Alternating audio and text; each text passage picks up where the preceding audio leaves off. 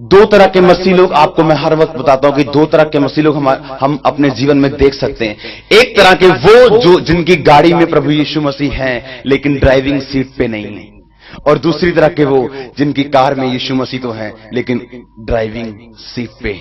यानी कुछ लोग जिन्होंने यीशु मसीह को कबूल किया और अपना मुक्तिदाता करके ग्रहण किया, फिर भी वो परमेश्वर को बताते हैं कि परमेश्वर आपको काम मेरे जीवन में किस हिसाब से करना चाहिए, किस टाइम पे करना चाहिए। इसलिए लेकिन यदि आप इस बात को जान जाएं, एक दूसरे से बोलिए एक दूसरे से, काम ऐसे करो कि सब कुछ मुझ पे निर्भर करता है। प्रार्थना ऐसे करो कि सब कुछ परमेश्वर पे निर्भर करता है। आपने जब परमेश्वर का काम करना, आपने जब परमेश्वर के कामों को करना, आपने कुछ भी करना है, आपकी ड्यूटी को, आप सब वॉलंटियर, आज वॉलंटियर मीटिंग है, आपने उस रीति से करना है कि ये सब कुछ मुझ पे निर्भर करता है। अगर मैं इसे अच्छी रीति के साथ नहीं करूंगा तो ये नहीं होगा। लेकिन प्रार्थना इस रीति से करनी है कि सब कुछ परमेश्वर पे निर्भर करता है। क्योंकि जब हम अपने जीवन की परिस्थितियों को देखते हैं और प्रार्थना करते हैं और एक्सपेक्ट करते हैं कि परमेश्वर हमें जवाब दे, जब हमारा जवाब लेट होता है तो हम परमेश्वर को कुड़कुड़ाना शुरू कर देते हैं। हम ये नहीं जानते कि हमारा काम केवल प्रार्थना करना है, जवाब किस रीति से और कैसे उत्तर देना है ये परमेश्वर का काम है। बाइबल में लिखा, जब दानियल शेरों की मान में जा रहा था, उसका काम केवल प्रार्थना करना था और उसने कहा कि हे परमेश्वर, मैं जानता हूं मैं शेरों की मान में जा रहा हूं, मैं जानता हूं कल मेरी मौत है, लेकिन मैं आपसे प्रार्थना करता हूं और मैं आपका धन्यवाद करता हूं। मैं जानता हूं आप मेरे साथ हैं, आप बचाएंगे तब भी, नहीं बचाएंगे तब भी, क्योंकि दानियल जानता था प्रार्थना करना मेरा काम है, लेकिन प्रार्थना करना इस रीति के साथ कि सब कुछ परमेश्वर पे निर्भर करता है। जब अब्राहम को आप ध्यान से पढ़ेंगे, उत्पत्ति 17 उसकी 15 आयत में पढ़ेंगे, क्या आप जानते अब्राहम को परमेश्वर ने किस रीति से बाहर निकाला? एक व्यक्ति था जिसका नाम अब्राहम था, और बाइबल में लिखा उसके पास कोई भी बेटा नहीं था, कोई बच्चा नहीं था, और परमेश्वर ने उससे एक वायदा किया कि अब्राहम, तू अपने देश को, अपने पिता के, अपने कुटुंब, अपने परिवार को छोड़ के और इस जगह को छोड़ के जो जगह मैं तुझे दिखाऊंगा तू वहां चला जा। और बाइबल में लिखा अब्राहम ने परमेश्वर की बात को माना, और बाइबल में लिखा परमेश्वर की बात को सुन के वो उस जगह को छोड़ के चला गया। और उसके बाद क्या हुआ, कितने साल बीत गए, उसकी पत्नी के, उसके कोई भी संतान नहीं हुई। जो सारा को परमेश्वर ने जो वायदा, जिस वायदे के साथ परमेश्वर ने उनको बुलाया था, वो वायदा उनके जीवन में पूरा नहीं किया। तब हुआ क्या, एक दिन 24 साल के बाद परमेश्वर का आत्मा, परमेश्वर का दूत अब्राहम के आगे प्रकट हो गया। और उसने क्या कहा, जब आप उत्पत्ति 17 में 15 में पढ़ेंगे तो वहां पे पूरी वार्तालाप लिखी है कि परमेश्वर का आत्मा जब अब्राहम के आगे प्रकट हुआ और परमेश्वर ने कहा, अब्राहम मत डर, तेरी ढाल मैं हूं, मैं तुझे बेटा दूंगा, मैं तेरे वायदे को जो मैंने किया था मैं उसे पूरा करूंगा। अब्राहम लिखा मन ही मन हंसा, और उसने क्या कहा, जब आप ध्यान से पढ़ेंगे उत्पत्ति 17 उसकी 15 आयत में पढ़ेंगे, जब आप 17 आयत पढ़ेंगे तो लिखा, अब्राहम मुंह के बल गिर पड़ा और हंसा और मन ही मन कहने लगा, क्या 100 वर्ष के पुरुष के भी संतान होगी? क्या सारा जो 90 वर्ष की है पुत्र जनेगी?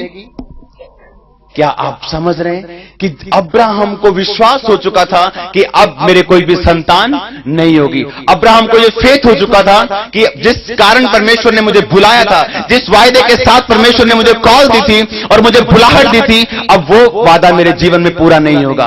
आप जानते हैं अब्राहम बूढ़ा हो चुका था, उसके 13 साल पहले अब्राहम की एक संतान हुई थी जो सारा की दासी के द्वारा हुई थी, जिसका नाम क्या था? इस्माइल। उसका नाम था इस्माइल।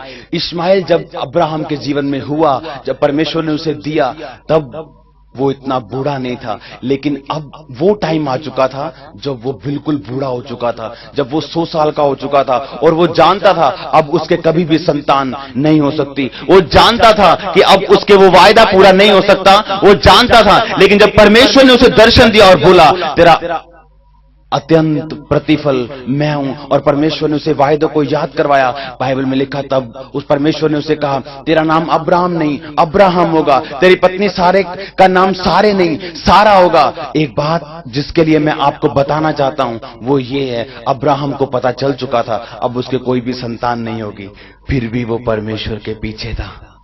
फिर भी वो परमेश्वर का धन्यवाद कर रहा था, फिर भी वो प्रार्थना कर रहा था, फिर भी वो रोजे रख रहा था। जिस कारण परमेश्वर ने उसे बुलाया था, जिस वायदे के साथ परमेश्वर ने उसे बुलाया था, उसे पता लग चुका था अब ये वायदा उसके जीवन में पूरा नहीं होगा, लेकिन फिर भी वो थैंक्स कर रहा था, फिर भी वो धन्यवाद कर रहा था। ये प्रूफ करता है इस बात को कि अब्राहम इस बात को जानता था और मानता था, वो चंगा करे या ना करे वो मेरा परमेश्वर है, आशीषित करे या ना करे वो मेरा परमेश्वर है, वो मुझे संतान दे या ना दे वो मेरा परमेश्वर है। मैं जानता हूं परमेश्वर के पास जो मेरे लिए है वो मेरी संतान से, मेरी आशीष से, मेरी बरकत से कहीं ज्यादा बढ़ के है। मैं जानता हूं परमेश्वर का प्रेम और परमेश्वर की योजना जो मेरे जीवन में वो कहीं ज्यादा बढ़ के है। वो इस बात को जानता था, इसीलिए वो प्रार्थना कर रहा था, इसीलिए धन्यवाद कर रहा था। इसीलिए जब उसको मालूम पड़ चुका था कि अब उससे संतान नहीं हो सकती, अब वो अत्यंत बूढ़ा हो चुका है, लेकिन लिखा वो तब भी अगर उसके जीवन में ऐसी बात होती, अगर अपने जीवन में वो परमेश्वर के वायदे की उड़ीक कर रहा होता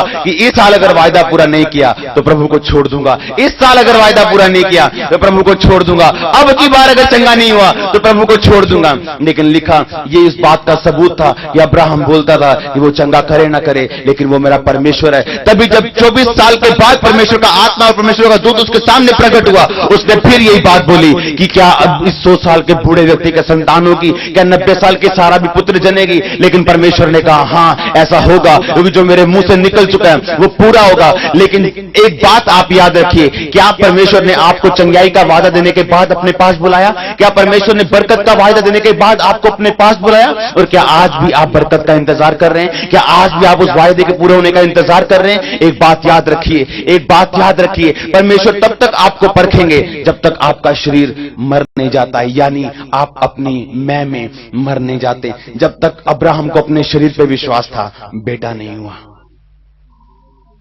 जब तक उसे अपने शरीर पे कॉन्फिडेंस था, बेटा नहीं हुआ।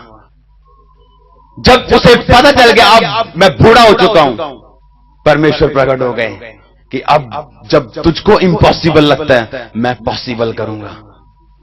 हालेलुया।